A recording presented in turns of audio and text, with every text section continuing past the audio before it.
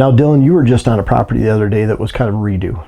Yeah, over a makeover. It happens more so than you'd think, honestly, which is really Yeah. surprising to me, but it happens. I think a lot of times someone hires somebody, like in the case of my client here, and they're just not happy with the results 5 years later, and then they did all the work. Like in this case, he bulldozed some food plots we're going to talk about, but there's certain reasons why this plan was a no-go right from the beginning, and you probably see that too.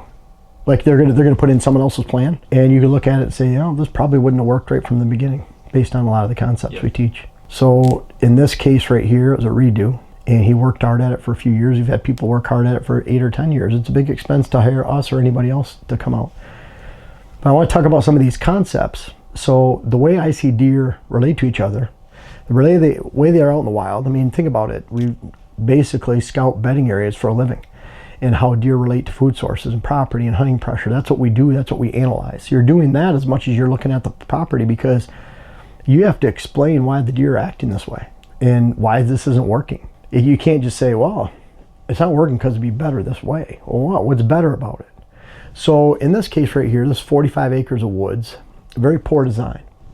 This is the way it was. Look at the woods as this area right here. This section right here, it goes up the side a little bit more, down into here. This is all woods. And it's a little avalon. I mean, it's a little bit, it's not exactly straight, probably a little bit higher up here. But you can see the old design, they had ag out here. They had a big food plot down in this corner. He had his cabin right there. So you can't walk out of the cabin area, where it's blocked here, and there's some storage containers. But you can't walk out of that area without spooking deer off the food plot. So every time he came into the woods from the north or left to go around to hunt in from the south, because there's a road on both sides. It's a half-mile road where it's a half mile in between. This is an 80. It's got a 10-acre chunk with someone else's house right down here in that corner. So that's taken out of the 80. So it's 10 acres. But bottom line is, for one, he was exposed every time he walks out. So you're walking, you're spooking deer off food. Doesn't matter how good that food is. And we'll talk about another video today, in another video, but I call it the dog food analogy. The way a lot of hunters hunt food plots is no different than if you had steak here and you had dog food here, and you have a dog here making a choice. Well, they're going to go to that steak probably 99% of the time. They're going to go to that steak and get that, and may not even touch the dry dog food. Imagine if that dog went to that food plot or to that steak, and it got hit in the head every time it did with a stick.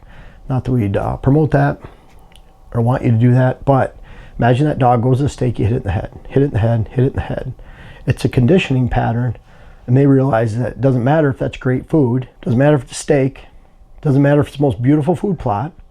When you go into that food plot and they see you, hear you, smell you, it's no different than hitting them in the head with a stick.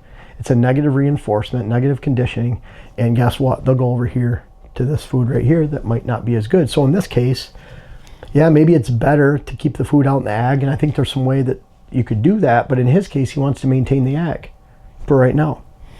So that means if you put food plots out in the ag, you're going to beat those deer in the head with a stick every time you go out, and they're going to leave the property. That's part of it, but these are big parts. He was told to build these food plots in the middle of the woods. What happens then? Deer bed in does, fawns, young bucks, older bucks. You see that public land, private land, almost anywhere in the country.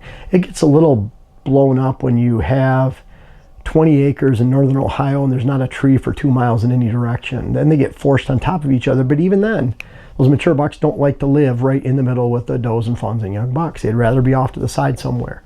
Everything's condensed. You get up into northern areas, let's say areas that are baiting, you might find a buck that's bedding 800 yards away. But in a mid-ag area, you can look at it. This food plot right here, that's probably 1.5 acres. This one's probably 3/4 of an acre. But you take those food plots, and those bucks, just by food plot distance, will bed somewhere outside of that circle. And then when you throw the ag in, that means they're up in the woods right up here. They come across an open field, come across the road sometimes. That means if they're out here, they're in their neighbors where there's high pressure, so they're not going to be there. Same with on this side. Down here is an open road. They're not going to cross in field. Same with going that way. So what does it do? Just by food plot position alone, you're basically saying right off the bat, you're not going to have any mature bucks on the property. It doesn't matter what you do, how great that food quality is, how great the food quality is that you walk through or spook deer off of up on top or on the north side up here, you're never going to have mature bucks that live on the property. The exception is maybe ones with a doe, laying up with a doe during the rut. But if you're counting on just a few days of the rut for your land, it's an extremely poor design. So over here, get rid of the food, trying to create some depth. In that case, I want to put all the food in one location. Well, he can hide the food over here in a 2.5 acre food plot. He can hide some food in a small hunting plot over here and a long linear hunting plot down here. Worse pressure on this side, some pressure on this side. Here's a little hunting plot up here. But even then, I want him to take it another step further. I want him to protect that food. So I want him to line, and he's willing to do this, line pines, spruce, actually, all the way around his property. He's already got a line of them here and there on both sides coming down. So he's really good at planting spruce. A lot of times there's ways you can replace planting crops with conifers under the Christmas tree farm. So you keep the same tax advantage as an ag parcel, but you turn it into a Christmas tree farm. He's actually considering doing that with the entire property. But bottom line is, it doesn't matter what he does out here. If he has those 2 food plots in the middle, like right here, his property's ruined. So I want to see him block off. This person right here has a strong poaching potential. They actually shoot their guns in the backyard, which is fine. And but it's all open. There's no woods. He's considering running trees all the way around here too. And we're talking like 4 or 5 rows, 6 and 7 foot spacing for future Christmas trees. If he takes over the whole field, this will be the first planting. Then there'll be a second planting, third planting, fourth planting, fifth planting, so that by the time you get into that 7th, 8th year, when you're harvesting in an area like this and more, northern area, then and it's the same here. He'd start out his first rows would be here and work backwards as if he begins to do all that. But what we're doing is we're trying to diminish the use of the ag in that open field, so that really the main daylight food source is here. After dark, they move out into the ag fields. Instead of the way it is right now, they're moving out into the open, and then to the open ag field right next door. There's no place that they can actually call their own. And this little food plot is so tiny, there's really not much of an effect. And I want to add a nice hunting plot over here. We'll add water holes, a water hole anyways, in the dry portion of the property. There's actually water up here in a pretty cool pond that's in this location right here. Well, from a stand location right here, he could shoot down that water hole at a pinch point between the big food plots. He's got a lot of cover there, even some big rocks that he can move around. But he can get in and out of that stand without spooking deer on either side. You hunt either side with a gun, and then you hunt the spot in the middle as a pinch point bow hunting shot right at the water hole, which is on the back side of that pinch point. You can still have water over here where it's dry, water over here.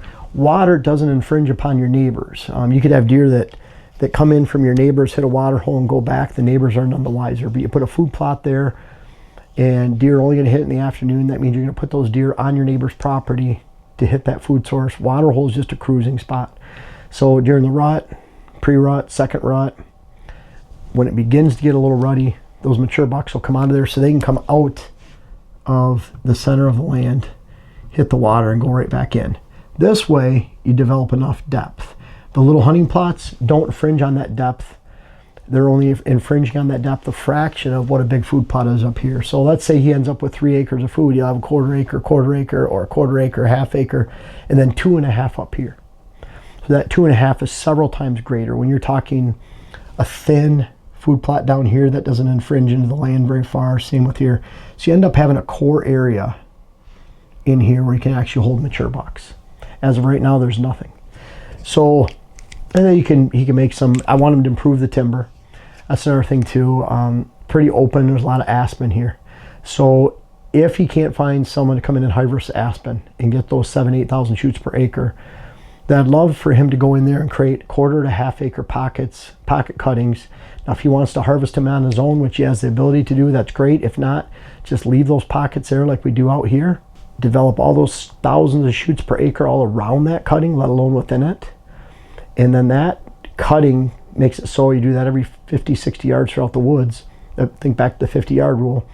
You can't see past the next pocket.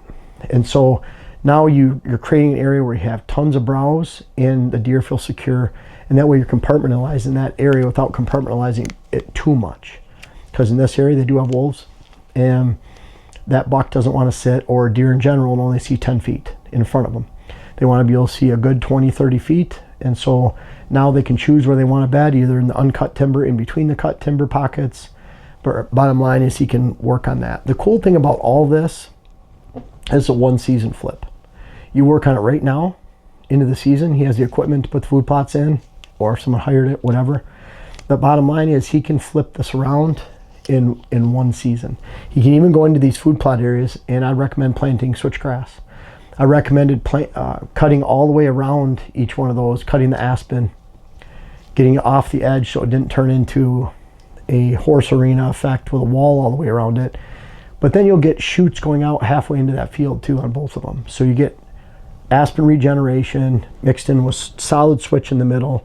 He can control the aspen shoots to keep a solid patch of switch in the middle. The aspen shoots on the outside, he can go back and mow the aspen down 5, 7 years from now and always keep sunlight getting to that switch.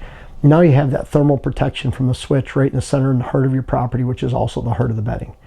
I don't care where they're at bedding in that middle of that woods. I want them to hit this food on the way out here. I want them to cruise these through these food sources supported by the water holes on the outside. But I want to give this landowner the chance to actually hold bucks in the middle of the property during the heart of the season. Very easy to do. We see that all the time with client properties, holding bucks in the center of small parcels. Doesn't matter if it's 20 acres or in this case 45 acres of woods and cover, you can do it.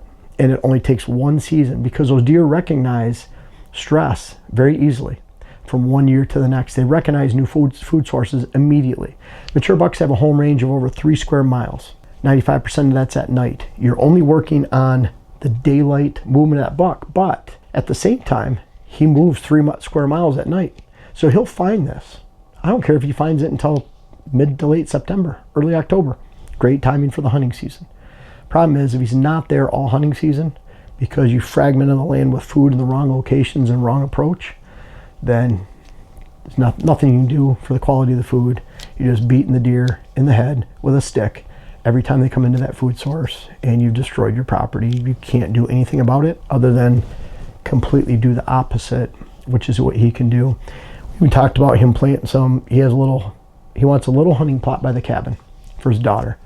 So his daughter can sit in there close to home and just have a little clover plot. It's going to be for does, fawns. It's well outside the edge of the woods, so it doesn't infringe on what he's doing.